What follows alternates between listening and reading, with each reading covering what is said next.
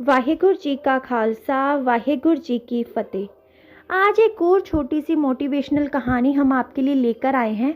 बस इसी उम्मीद से कि ये भी कहानी आपको बहुत अच्छी लगेगी और इस कहानी से भी हम कुछ ना कुछ ज़रूर सीख पाएंगे। सो आज की कहानी है पर्सपेक्टिव पे, यानी दृष्टिकोण के ऊपर। चलो अब ज़्यादा कुछ ना बताते हुए स्टोरी स्टार्ट करते हैं।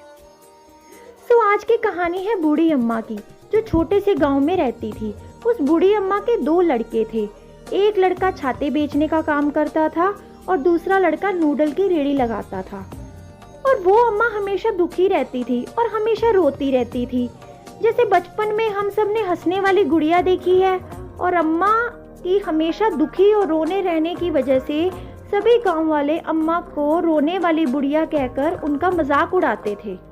अम्मा हमेशा इसीलिए दुखी रहती थी क्योंकि जिन दिनों अच्छी खासी धूप लगी होती थी तो अम्मा अपने बड़े लड़के के लिए दुखी रहती थी कि इतनी धूप वाले दिनों में छाते कौन खरीदेगा, और छाते नहीं बिकेंगे तो हम लोग क्या करेंगे।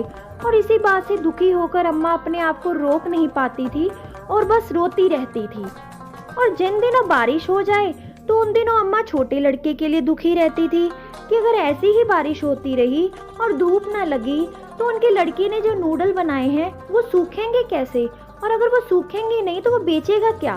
और फिर बारिश वाले दिनों में अम्मा अपने छोटे लड़के के लिए दुखी होकर रोती रहती थी। तो एक दिन गांव में साधु जी आते हैं, और जब उनको इस रोने वाली बुढ़िया के बारे में पता चला तो उनको बड़ी उत्सुकता हो रही थी ये जानने की कि उनके हमेशा रोने की वजह क्या है, आखिर वो क्यों हमेशा रोती रहती हैं, उदास रहती हैं।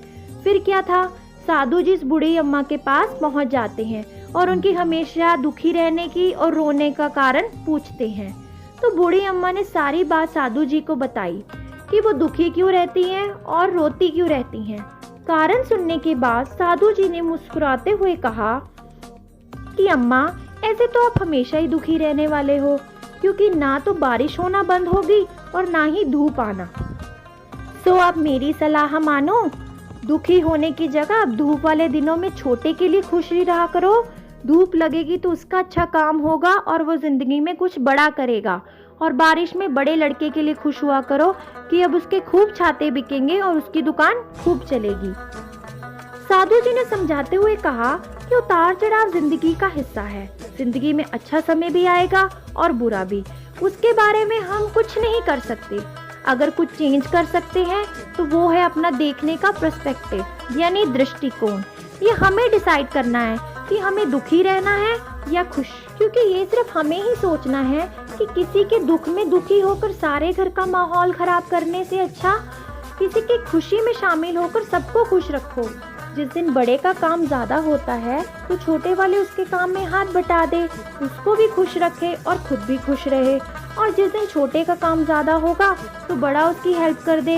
इससे होगा क्या, चाहे धूप हो या बारिश, यानी चाहे दुख आए चाहे सुख, अगर सभी साथ मिलकर चलेंगे तो कोई भी कभी दुखी नहीं होगा, हमेशा खुश रहोगे। तो बस फिर क्या था, बूढ़ी अम्मा साधु जी की सारी बात समझ गई और अब से वो हमेशा खुश और मुस्कुराती रहती थी। बदला कुछ भी नहीं था, दोनों भाइयों का काम वैसे ही चल रहा था। सिर्फ चीज़ों को देखने का दृष्टिकोण यानी पर्सपेक्टिव बदलने की ज़रूरत थी। अब सभी गांव वाले उस बूढ़ी अम्मा को हंसने वाली बुढ़िया कहकर बुलाते थे और इसी बात पर बूढ़ी अम्मा भी खूब हंसती। तो अंत में मैं उम्मीद करती हूँ आपको ये कहानी बहुत अच्छी लगी होगी। आपने इस कहानी से भी कुछ ना कुछ ज़रूर सीखा होगा, क्योंकि पर्सपेक्टिव किस तरह का रखना है वो हमें सोचना है कि हमें दुखी रहना है या सुखी रहना है, क्योंकि हर सिक्के के 2 पहलू होते हैं।